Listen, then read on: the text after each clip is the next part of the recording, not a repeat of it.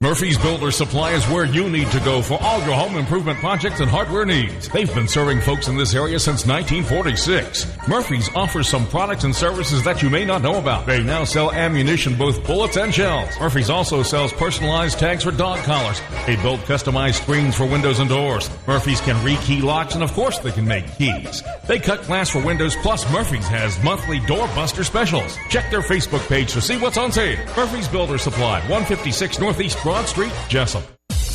Damon's Famous Fingers and Wings restaurant in Jessup is now open for business, practicing social distancing, but still serving that great food that Damon's is famous for. Come inside or come through the drive-thru, but Damon's is open inside and welcomes back its customers. The menu's the same, the service is fast, and the food is fantastic, and the sauces remain the same, mild, wild, insane, or inferno. The number is the same, 588-WING, 588-9464. Damon's Restaurant on West Cherry Street in Jessup. Dining room now open for business. Come on in and enjoy a great meal today. A bank that puts people first. First Southern Bank, investing in you since 1907. Serving Jessup, Patterson, and Waycross. A true community bank led by experienced neighborhood bankers that live and work in our community. Offering competitive loan options for commercial and consumer clients. Stop by the Jessup branch and meet branch manager Mandy Yeomans and her fantastic team. Call 912-810-1540. Let First Southern Bank be your bank of choice. First Southern Bank. Member FDIC, Equal Housing Lender. 8 o'clock here at the Big Dog WIFO world-famous Butch and Bob Show, brought to you by First Southern Bank, Damon's Famous Fingers and Wings, and Murphy Builder Supply. Good morning, Bob. Good morning, Jonathan. We've got the head lady of the volleyball team in studio today, Coach Kayla Hobbs and her assistant Todd Wise, talking volleyball, the 2020. She just told me this is the 5th year of volleyball. Time flies. I can remember. It seems like it just started yesterday. But this is the 5th year of volleyball for Wayne County, and they continue to get better and better each year. And so give us the outlook for this 2020 season, Coach. Yeah, it is our 5th year. Last year we were able to see our very first class go through, come through as seniors, and they made playoffs for the first time. And so that was pretty fun for them to be a part of, being a part of the very first game, which, that first game was rough, trying to figure out what we were all doing to where we are now. Everyone on the team has improved tremendously, and so that class went on, and we have a new class now, and this is definitely our biggest class yet. We look for a lot of good things coming from them. We have some girls in this team. It's a good mix. We have some girls that started with us as freshmen, some girls that we kind of found along the way, and then you have some, that came off of soccer field or the softball field, some that kind of showed some athleticism, and they've turned into good volleyball players. So we're really excited for this season. Like I said, we have a good mix. We have a great senior class, and we have a couple mixed in there with them. And overall, it's just a really good group of girls, and we're excited to get started. Well, the fan interest has grown over the years as well. I had a chance to go to a couple games last year, and good attendance. Student body shows up, a lot of excitement. It's a fun sport to watch. Yeah, it's really fun. I mean, volleyball, the kids, they get really into it.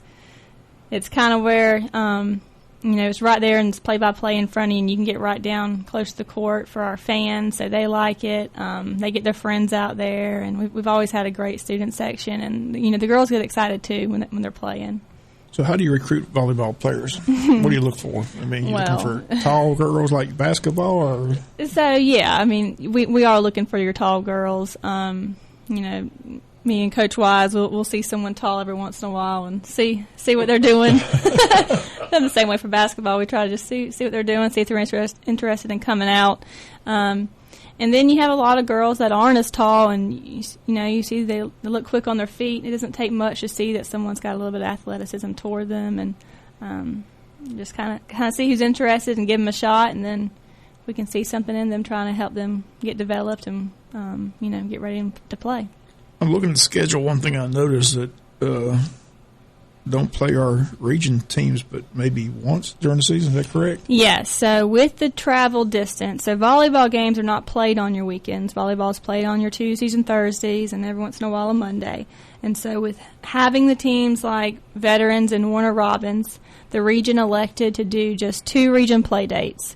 I think the first one is September 12th. Saturday, okay, September 12th. At Ware County. Okay, so the first one will be at Ware County, and basically we'll go there and we'll play Veterans, Warner Robins, and Ware, and it's a long day. So that's going to be a long day. Very long day. How's that? For I know basketball teams play more than but for a volleyball player, how grueling is that to play back to back It's matches? pretty tough. We especially if you don't have a 40 man team. We typically play a 2 out of 3. We'll play 2. It's not too much more with 3, but you can imagine that's how we had to play it when we went to region playoffs just the one day, and the girls were dog tired by the end. So, is there more than one match going on at the same time, like in wrestling, where you have different rings, or is it just one game at a time? So, it depends on what kind of court you have. For those region matches, you only have one at a time, so it will be played, Okay, so that is a long day. Then. Yes, very, very long day. Because they're going to probably only bring enough officials for one match, right, too. Yeah. Because that's a cost as well. Yeah, they only open up one court on those days. It doesn't say, it says to be a terms. I'm just curious what time they start on that Saturday at Ware County with Veterans coming and Warner Robins, because it's a long drive, so they can't start at the crack of dawn. No, the projected time was 9 a.m., and I think that if they play the 9 a.m., it would be us against Ware. Right, and let those teams arrive, yeah. Yes, and I also just saw where we are not, I guess it's a GHSA thing maybe, we're not allowing any overnight trips right now. So those teams that are coming down here, they'd have to come down that morning. I gotcha. So we do have 2 of those play dates. We have one in Ware County, which would be closer to us, and then the other one is at Warner Robins. That would be your main region championship, your region tournament, and we'll go there in October. Well, as you mentioned, you're in your 5th year, so you finally got familiar with the region teams. We played those 4 years, and now you got a whole new region. So what do we know about Warner Robins and Veterans? We don't know much, but they're pretty volleyball. Good. They're pretty good. They're pretty good. Veterans, they went pretty far in their playoffs last year, and so some tough competition, just like yes. I don't imagine them being too much better. Statesboro and South Effingham were top-notch teams. They went far in their playoffs every single year. I don't imagine them being too much better than that. And we got to a point last year where we had matches that were pretty competitive with Statesboro and South Effingham. So they're going to be good, but I do look for us to be competitive when we play those teams. And I see you got your assistant coach in the studio with us, yes. Todd Wise, and looking at this roster and looking at the schedule, it says assistant coach, head JV, Haley Wise. So I guess that's your daughter that's coaching. That's correct. JV. Yes. So how'd she move into that role so quickly? So Todd has been with me since our 2nd year we started. When he brought his younger daughter to me, Hannah, and wanted me to look and see if I thought she'd be able to play. She'd never played before, and Hannah came in. She was very athletic. Hannah's actually going now to run at Georgia Southern. All right. And so I asked him to help me out at that point. We didn't have much help with it. Kind of running everyone by myself, and he kind of stepped in and helped. And Haley started coming around when she graduated school, and me and her get along very well. She kind of have the same rapport about us, and I asked her to take over my JV once my JV coach had left. Mallory Blunt, she started with me. She went to Brunswick. And so when that position came open, I asked Haley, and Todd stayed with me as well. So, Todd, how do you like assistant to volleyball? He loves it. It is fun. Kayla and I had the great opportunity of watching these young ladies start from a beginning and now make it to the end, and we've seen the improvement over the years. And it's been challenging, but it's been rewarding as well because we don't have a middle school program. So when we get them, we're starting from ground zero. And when you take that young 9th grader, and by the time they become a senior, you watch how much they improve over 4 years and where they develop that. It's really good, and I've been very grateful to be a part of this. The thing about volleyball, when you think of volleyball, you don't see anybody around town playing volleyball. You have to have a gym and a net. So most people play volleyball. They play it down at the beach. That's what you normally see. Right.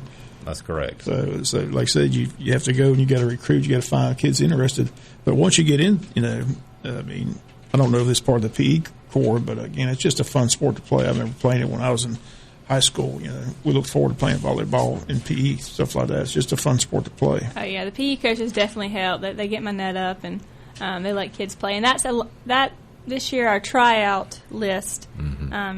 It's pretty extensive, and a lot of those girls that are trying out are ones that I noticed that were playing in PE, and they kind of decided they really liked it.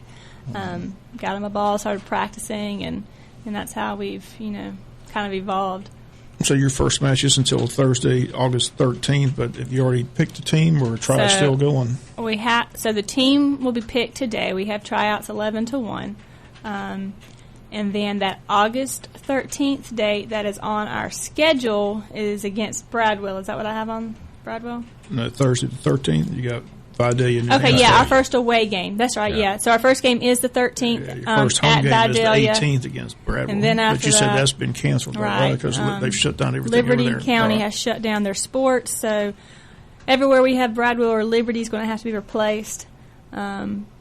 Definitely hoping to get a team, maybe someone that was playing Liberty when I was playing Bradwell will be able to come in and fill that. We sent out a big email yesterday trying to pick up some teams for those places. But we do go to Vidalia for that first game, and, looking for a win against them. But you're also the girls' varsity basketball coach. Did you have a summer basketball program? How'd that go? We did. We started right after Dead Week. We tried to come in June, and it was just the regulations were crazy. You couldn't have a ball, and honestly, with basketball, it was not a whole lot we could do. So we waited until they released balls, and had a good little turnout. I usually average around 28, 30 that come, and I had about 25, so close to my usual numbers. It was very slow. You couldn't scrimmage, you couldn't go play other teams like we usually do. So we did get some good skill work in. Hopefully we'll, hopefully we'll get started and have a season, so we'll see if we can. Well, I know football practice they've got this, they got to clean everything. Yes, yes. And so I guess you're doing the same thing. Yes. You got to sanitize the ball after every match or every, the net, the same thing. Yeah, so we have to sanitize the ball. We do that on each break. Not really possible to do it after every touch, but we are trying to keep the gym super clean, and everyone has their own water bottle. Gotcha. Well, again, we appreciate you coming in. We look forward to the season. Hopefully you'll let us know about the changes. Like I said, the Bradwell games have been canceled because Liberty County shut down their sports for the entire year. So, but your first day of school, you're looking forward to your first day of school? Yeah, I am. We go back today in a couple minutes, actually, and we really don't know. Everything right now is super fluid. Dr. McDaniel has us a plan in place, and so we're going to go by that. And I think even we usually have this, really big faculty meeting in the beginning. We're doing small groups with that, trying to get everything down. I'm kind of worried about this meeting Wednesday with Dr. Kathleen Toomey and GHSA. And supposedly she met with the superintendents by Zoom on Monday and said she needed to meet with the GHSA on Wednesday. So, like I said, it's a fluid situation. You just got to wait and see what transpires. So, keeping our fingers crossed. The good news is Major League Baseball is playing. And Clay Trout listening about the morning time. He said it's nice to have 12 hours of continuous sports with the basketball and the baseball and the hockey. So, there's plenty of sports to watch. Unfortunately, there's still a lot of fans in to watch, but the season's underway, and it's at least, the games count, that's for sure. So these games will count when volleyball starts up. But we'll look forward to it. And I said, I talked to Coach Cribb about, the season's starting, but they haven't really made a ruling on can fans come in and watch yet. And he said they're going to pretty much let that up to the local school system. So it's going to be interesting to see how they do that. Watching the colleges are talking about a certain number. Yeah, it's talking about 10. And I'm thinking about how are they going to decide which season ticket holders get to go, which season ticket don't go, and who gets in, who doesn't. So, I mean, that sounds like a mess. So I don't know how they're going to do that, but I'm curious to see. They've already given a number of tickets for the Georgia-Florida game. So I think it's like 10,000, 12,000. So I don't know what's going to happen down there. So it's going to be interesting how it all plays out. But, again, Coach, always good to see you. Like I said, wish the volleyball team the best of luck. Like I said, hard to believe 5 years already. I mean, time flies when you're having fun, right? It really is. It really has been fun. Before we get off, I wanted you want to mention any of your players, any of your star players coming back? I'll bring out my seniors. Okay. I have Chloe Drury and Tess Leggett, and they have been with us from the very beginning. Ellie Dent, Emily Harris, Presley Moore, Zy Guyton. These are they all returned varsity, actually. Maddie Withrow, she's a senior, and Olivia Mullis. And Olivia's one of those that we found on the softball field, came out, helped us a good bit this last year. It's a good group of girls. They're very talented. It's impressive to see how much they've come on since they started, and we've been able to do a lot with them. And I'm trying to learn all the terminology about volleyball. You have different positions. The striker is one. I know that. What are the positions on the volleyball court? So you have your setter, and that's basically who we're trying to get the ball to every time. And you have your back row. Those are your diggers, and you have obviously serve from the back row, and you have your hitters on the front row, your blockers. Try to find someone big, obviously, to block. Emily Harris has done a great job for us. She's not her tallest, but she can jump. She's been pretty impressive at the net. And what's a dig? I mean, we get these stats like it's like a running back rushing yards, and the players they defensive, basically. What's a dig? Explain what a dig is. All right, basically, if they hit from the other side of the net and we're able to get down and get it before it hits the ground. Hits the floor, so that's a dig. Okay. Yeah. How many on a side? 6. So again, isn't it like basketball? You have rotation. Do they do the same thing in volleyball? Do they have time where you can just rotate players in and out, or we have substitution. They walk to. Do you have to call a timeout to do that, or how's that work? No, you don't. They walk to the line, and the official signals them in, and they trade them out. Okay.